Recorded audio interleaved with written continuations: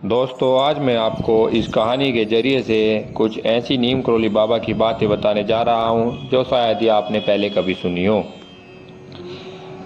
महाराज जी ने कम से कम 108 मंदिर स्थापित किए, लाखों लोगों को भोजन कराया, सरकार और कॉरपोरेट नेताओं को सलाह दी और चमत्कार कहे जाने वाले बहुत से ऐसे कार्य किए। वर्तमान अमेरिकी और भारतीय समाज को प्रभावित किया, असंख्य पीड़ित लोगों के जीवन में अनुग्रह लाए और इस दौरान सार्वजनिक नज़रों से दूर रहे। ऐसा माना जाता है कि जब महाराज जी 17 साल के थे तब तक वे सब कुछ जान चुके थे। इसका मतलब यह है कि ऐसा ज्ञान जो वास्तव में आपके और मेरे लिए समझ से परे है।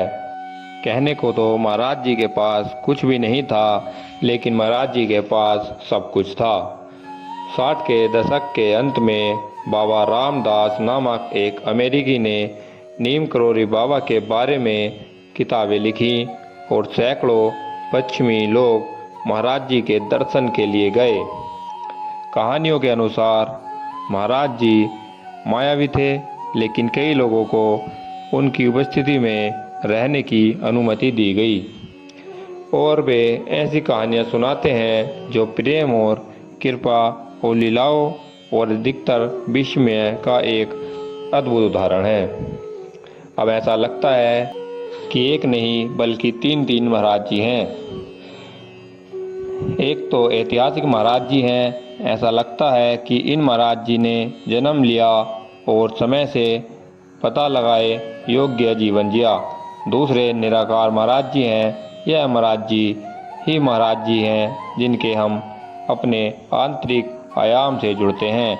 तीसरे महाराज जी हैं जो अभी आकार में मौजूद हैं। महाराज जी जिन्हें देखा और अनुभव किया गया है। महाराज जी जो वास्तव में कभी नहीं मरे।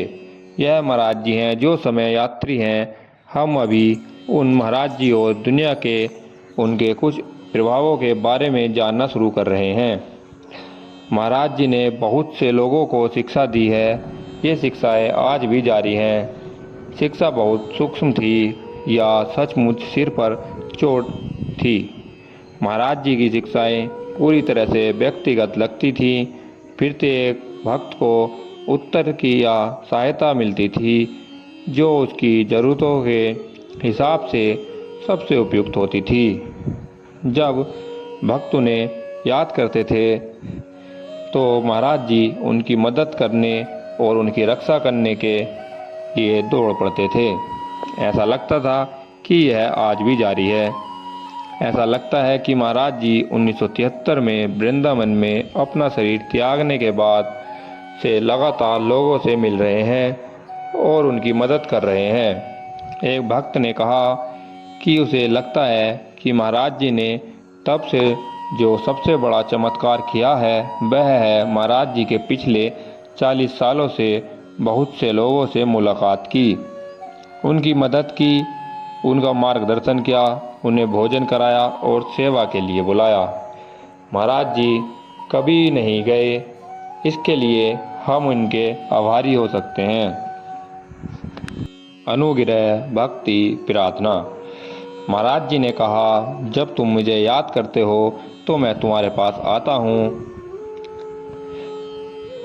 उन्हें याद करके हम महाराज जी को अपने जीवन में आमंत्रित करते हैं, चाहे हमारी इंद्रियां उनकी उपस्थिति को महसूस करें या ना करें। वे हमारे पास आते हैं और हम पूछ सकते हैं यह कैसे संभव है। हालांकि कई शक्तियां काम कर रही हैं, लेकिन 3 प्रभावशाली हैं: अनुग्रह, भक्ति और प्रार्थना। कृपा। नीम करोली बाबा का नाम जानना केवल बाबा की कृपा से ही संभव है।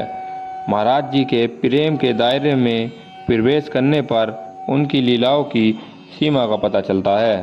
भक्ति। यह प्रत्येक भक्त की प्रकृति के अनुसार कई रूप लेती है। यह गुरु या अनंत के साथ हमारा अनूठा संबंध है। हमारे अभ्यास के बावजूद इन पृष्ठों में ईश्वर के साथ एक शक्तिशाली संबंध विकसित करने के साधन हैं। प्रार्थना। महाराज जी ने बताया, लोग नहीं जानते कि हनुमान चालीसा की हर पंक्ति एक महामंत्र है। ये 40 छंद भगवान हनुमान जी की महानता की प्रशंसा करते हैं और उनसे हमारे दुखों और कमियों को दूर करने के लिए कहते हैं। इस प्रकार प्रार्थना सम्मान के साथ साथ विनती करने का एक सही तरीका है। हम पूछते हैं, क्यों महाराज जी पहले से ही नहीं जानते कि हम क्या चाहते हैं? हाँ, और मांगते समय हम उनके सामने खुद विनम्र करते हैं, जो सभी उपकारों और जीवन की सांस के दाता हैं।